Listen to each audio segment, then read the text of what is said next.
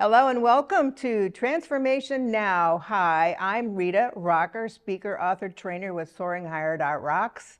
And I'm going to continue today, again, some of the information from my new book, Miracle in Your Mirror, Pursuing Your Passion at Any Age, whether it's a young person wanting to do something they think is way out there for their age, or someone who's 50, 60, 70, 80, 90 years old and still has passions that they want to pursue and things that we can do to go forward in that. And so I'm going to cover a little bit, just kind of add a little bit from the last couple of weeks and then go forward from there.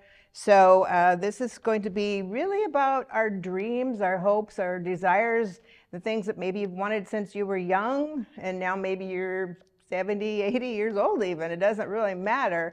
There are still things that we can accomplish, we can achieve. I've seen so many testimonies of people, jumping out of planes and graduating from college at 80 and, all kinds of things like that. And so never give up on your dreams, never give up on your hopes.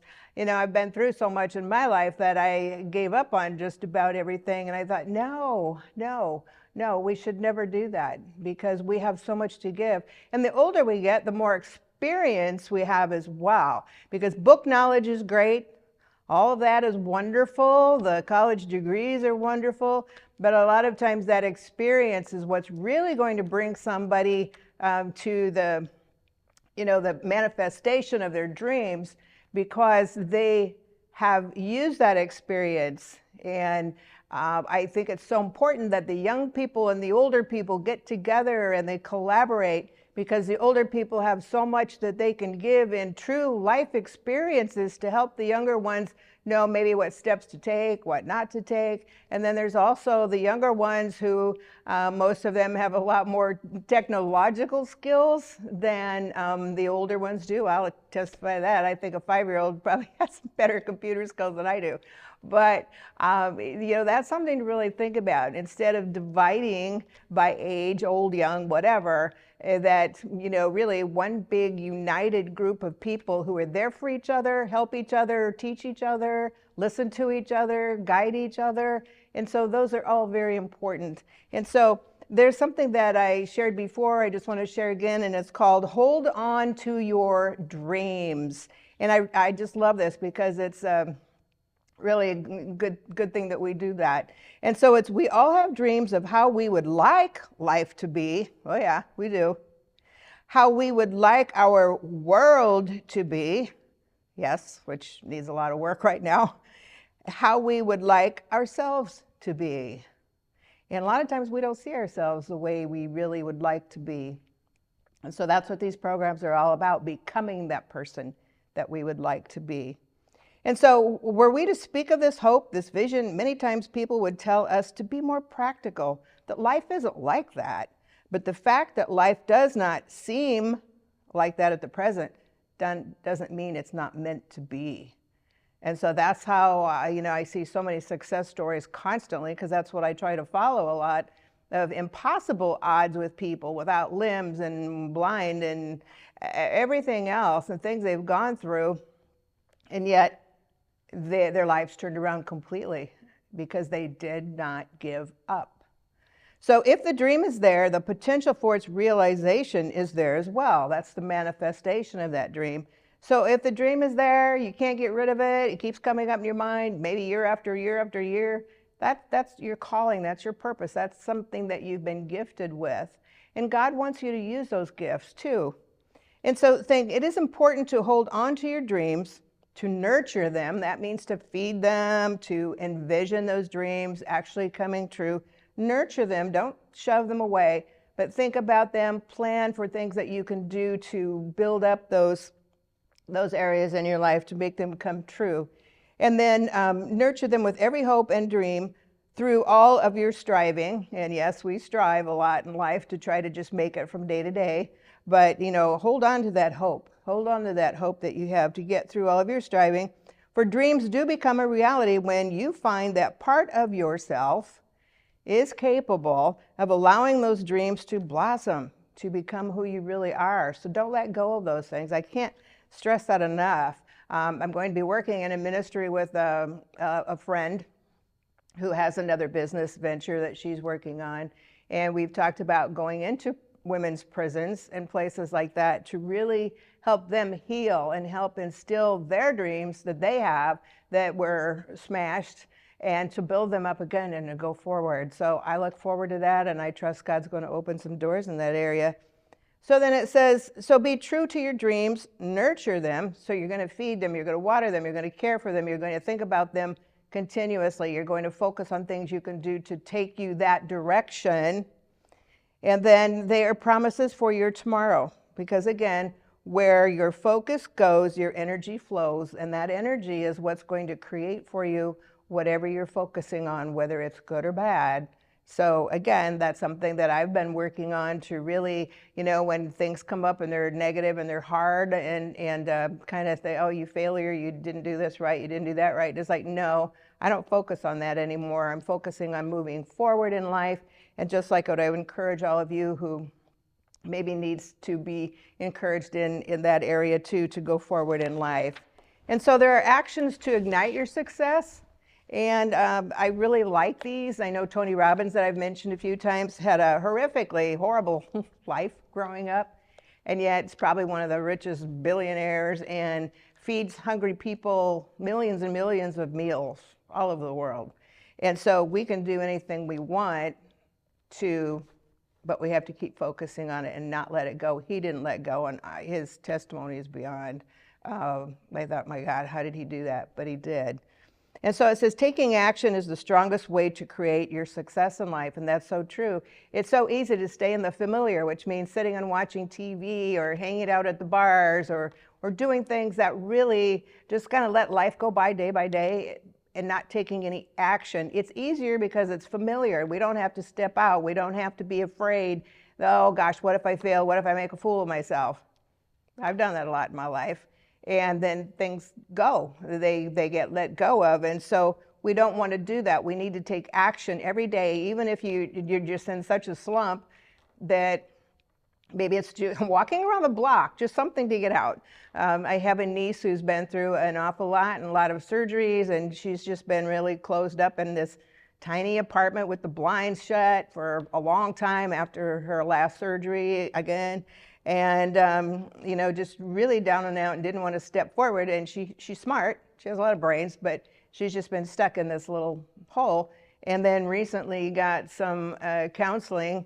And now it's like, okay, so I can use my walker. I'm going to walk out to the car. I'm going to get some sunshine. I'm going to come back in, maybe open up the blinds. And so it's not like a little mole in a hole kind of thing. And so it blesses me to see how she's trying to change after a lot of years and really get out there. And instead of feeling sorry and bad about all the things in life, which I understand, she's now trying to shift and look at all the good things. We can see, we can hear, we can walk, and we can talk.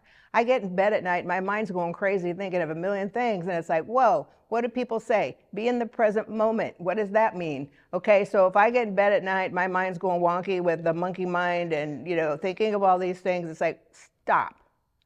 Where are you right now? What is your present moment? Oh, well, my present moment is I'm in a warm bed, it's quiet, I have food in my stomach, I was able to do it by myself, I didn't have to have somebody help me into bed, and I was going, wow, I really have a lot of blessings here, so stop it, just stop it. So a lot of times we have to get kind of tough with ourselves and go, no, I'm not going to be thinking about all those things anymore, let my mind go crazy. Where am I at the present moment? Some present moments, yeah, they're tough if we're going through something, but we have to adjust our thinking and not just let life just lead us wherever it wants to, because it will for sure, if we allow it to. So many things are choices, so many things are what we allow to happen in our lives, and I have come to realize that so much, especially lately. What did I allow in my life? What did I just say, okay, go ahead, kick me in the rear, whatever. But no, we can't do that because we have choices of what we do and don't do, what we allow and will not allow. And I know that's easier said than done. I've been through a lot of abuse. I've been homeless. I've been in a whole bunch of stuff. And yes, so it's easier said than done. However, we still can work towards getting out of that situation that we may be in, that you may be in. And it's a choice. And we have to make the choices that are best for us and not let someone else manipulate or take us in a direction that we know we're not supposed to go. And again, that's boundaries. And I'll talk about that in a little bit. So the first one is stop the way you do things presently. If you're doing things presently that are, like I said, watching TV, you're doing things that aren't doing anything, that aren't helping anything, you may want to stop. Now again, if you're like a workaholic and you want to avoid home and so you stay at work all the time and you do that, got to stop that too. Because a lot of times that is just not confronting or taking care of things that need to be done somewhere else. So stop and think, what am I doing? What do I need to stop doing because it's hurting me or it's hurting my family or it's hurting my finances or whatever the case may be? Need to stop, okay? And so I thought about that too, because stopping is really a good thing to sit and take inventory objectively of your life. And so instead of going, oh my God, I don't know what I'm going to do about tomorrow and this and that and all these problems and issues, it's stop, sit back objectively and think, okay, I'm doing this in my life. I'm hanging around with this person in my life. What is that doing? Oh, well, it's causing me to, lose sleep. It's causing me to do things that aren't good for me. I'm spending all my money, hanging out places where I shouldn't be in the first place. So then you stop and you think about, oh, you know what? I haven't really been spending much time with my kids.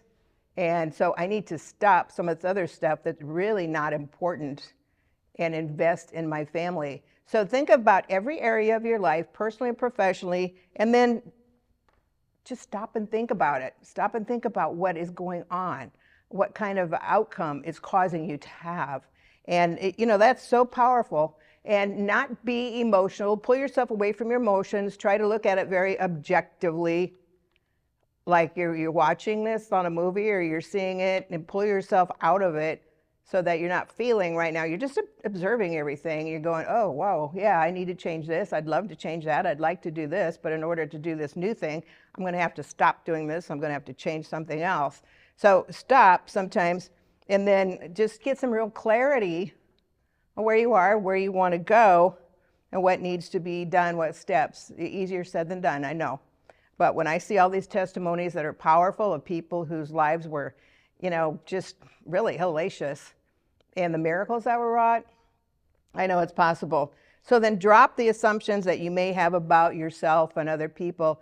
I'm one who overthinks, and I've made a lot of assumptions about things because of my past experiences, and then that can trigger things that hurt the future. So, you want to be really careful about dropping certain thoughts when you don't even know if that's true, because sometimes we have these conversations in our mind.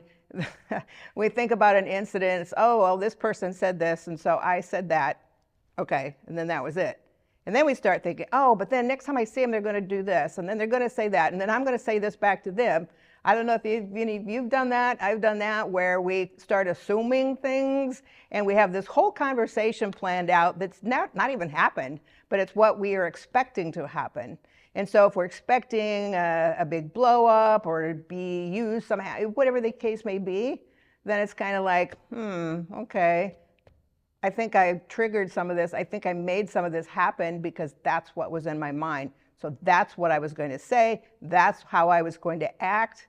And then it can mess up a lot of relationships by having these imaginary conversations that don't really, it's just not the way it is. So always think about that and drop assumptions that can lead in the wrong direction, and start assuming positive things if we get what we expect. So instead, expect that when you meet up with this person, you're going to be strong, you're going to be bold, you're going to be confident, but you're also going to be sensitive to them, and start expecting a different outcome. And then they don't know how to handle it. A lot of times that can change them as well. So stop and think about that. There's that old saying that I love, he who aims at nothing shall surely hit it every time. And so we want to think about that. We can hit it every time if that's what we're expecting. I don't want to expect the negative things anymore. I want to expect good things in my life. And the term of insanity is doing the same thing over and over again, but expecting a different outcome. Not going to happen. That's one definition of insanity, is not changing anything, expecting the life to change, expecting this person to change, but not doing anything different. So when you think about that, it's like, oh, okay, I better get my buns in gear and, start making some of these changes in life. The third one is expecting. And again, we have to expect success, love, joy, fun, what you truly desire. Because if we expect more of the same negative stuff like I did most of my life, whoa, that's what we get, more of the same. We don't want to do that. We want to expect the good and the beautiful. And I am trusting God so much now, well, always, but so much now, to really provide the things that I need in my life, and to provide and expecting good things to come. That's what we draw to us. So to expect creates a sensitivity. And so I always think about that, because we get what we expect. If we expect get bad, we get more of the same. If we expect good, we start pulling that in towards us. And it also starts keeping us away from people we shouldn't be around. And new people come into our lives when we expect good things, when we expect to be respected as well. Because we have to respect ourselves, because if we don't, nobody else is going to. And so, think of those good things and respect yourself. You're made in God's image. A lot of times I think I was just nothing. And then I think, one day I had some quiet time and a thought came to me, and I don't even know what it was. It was something kind of silly. And I said, oh, you dumb. I can't say the next word. But anyway, right then I felt like God said to me, who are you calling that? You asked me to take up residence in your life and to, for Jesus to be your Lord and Savior. How could you call yourself that name?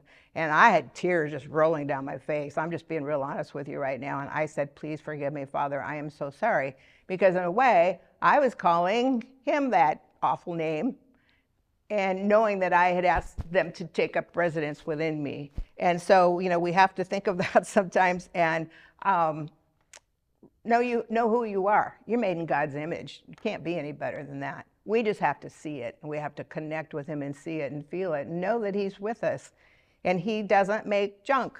He doesn't make defective things. And I've had to talk to myself about that a lot and know that, no, I'm his child. And don't do that. Don't demean yourselves. And so then the next one is give without expectation. I have a very giving heart, and I've given away things that I really needed myself, and not, just because that's where my heart is. And that's what I pray, that people will get more generous in helping each other. I love to see testimonies on Facebook and places where you see someone who's really in need, and maybe it's an elderly person, and this young person, maybe of a different color, they help them cross the street, they carry in their grocery, whatever the case may be. We need to help each other, and so we need to give without expecting something back in return, without being, requested. I just can't stress that enough about having a giving heart to help each other. I mean, I can't wait, kind of scary, but I can't wait until I get into some of the ministry that I believe God's pulling me into, that I've prayed about, to really help the down and out, the ones who were just totally lost and distraught. And, I get it, I've been there. And, but yet it's exciting to be able to help them make transformations in their lives for seeing who they are, how valuable they are, how loved they are, how many talents they have, and how many gifts they have that they can use to build their own lives back up, to also help other people to do the same thing. So, we have to think about that. There's a scripture that says, given it shall be given to you, pressed down, shaken together, and running over. Now, that's not only just, money, but that's giving other things. As we give, we get in return, it shall be given back to you in abundance. And so think about that as well. Another one is believe. The world is the world itself is abundant. It's just us. We live in our own little world. Our home and our car and our job. We just live in this little world. But the world is abundant, and I'm trying so hard myself to see that and to know that there's so much abundance out there that we can pull in if we just believe and trust in it. So we have to believe, though. Faith without works is dead. If we don't believe we have any faith, then nothing's going to happen. So our actions reflect the reality of our belief. So our actions are going to be, well, I'm dumb, I'm a nobody, I might as well let people walk all over me. Or, hey, no, I have self-respect, I'm valuable, I'm God's child, I have a lot to give, and so that's what I expect in return. And so think about that.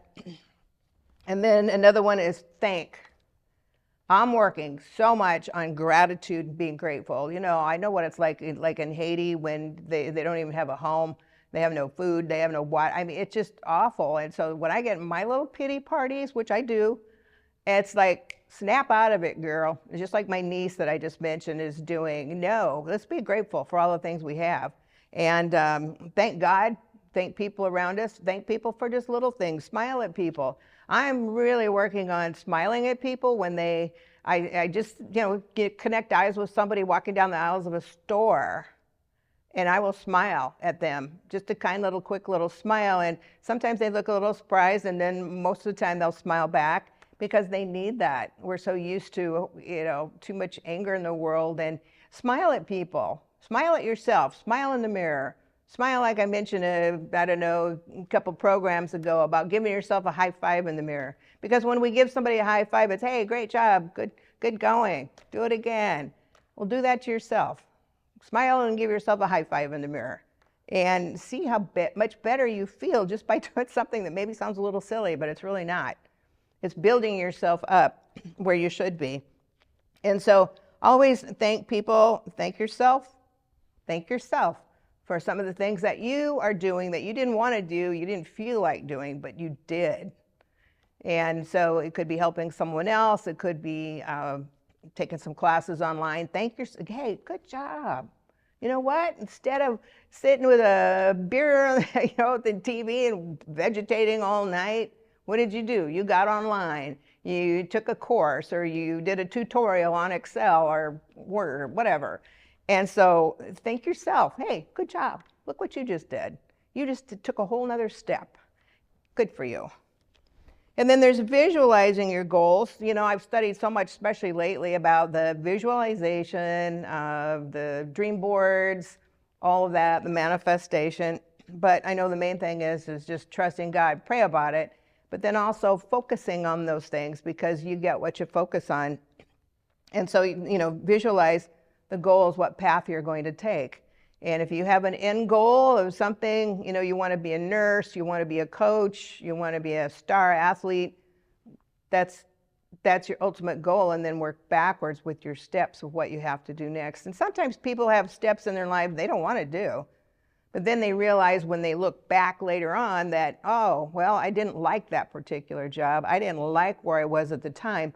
But boy, did I learn a lot. I learned so much. I made a connection that was perfect for my future that I would have never had if I hadn't been in that job, been in that situation, been in that apartment, whatever that I was in. And so just look at those steps sometimes as stepping stones, not blocks, not something that's an obstacle, but stepping stones, and do the best job that you can while you're there. Because I remember, and I've shared this before, when I think I was going into Fresno to visit family, and I had a little puddle jumper, that 18-seater. It was so loud and it was so noisy, and I was petrified. I was so scared to be in that plane.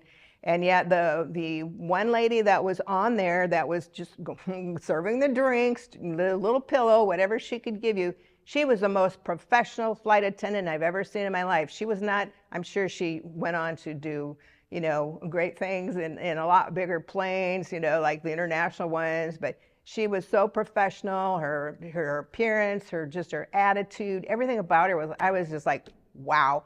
I just kept watching her and I thought, that woman is so professional, because she's working her way up into something that will take her a lot of places. And so, even if we're in something that we don't, I'm just a receptionist, I'm just sitting at the front desk, I'm not doing anything but answering the phone, hey, you're the first one that people see when they walk in the door. A lot of times the first one they talk to on the phone.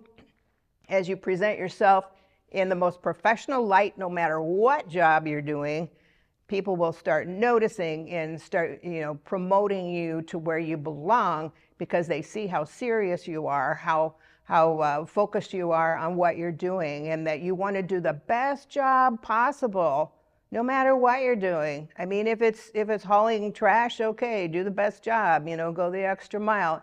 It doesn't matter, but that's how we build ourselves up, is visualizing visualizing our goals, and then really be able to move forward. What do we see? What do we hear? What do we smell? What do we taste? You know, those are all things that our senses. Use your senses to really discover what is beneficial, what's exciting, what really turns your sights in a certain direction for your future. And then ask for what you want. I have always hated asking for what I wanted because I felt like maybe I wasn't worthy to ask. So many people, I know so many, you know, the female friends, it's like, no, I'll do it myself. Well, when my colon ruptured, who drove me to the hospital? I did. Okay, and you know, some of the surgeries when I had to just like, you know, jawbone tumor, and who had to take care of me? I did. And so, you know, a lot of times we just have to ask for help because we all are worthy. And if you see someone else that needs help, please think about helping them during something as well. And so asking for help, it's not selfish. We need each other. And so always remember that we need each other. And so ask and also give, and it will be given back to you. Okay, so I'm going to continue on this with the next program. I wish you all the best. If you need to contact me, I'm at Rita@soaringhigher.rocks. God bless.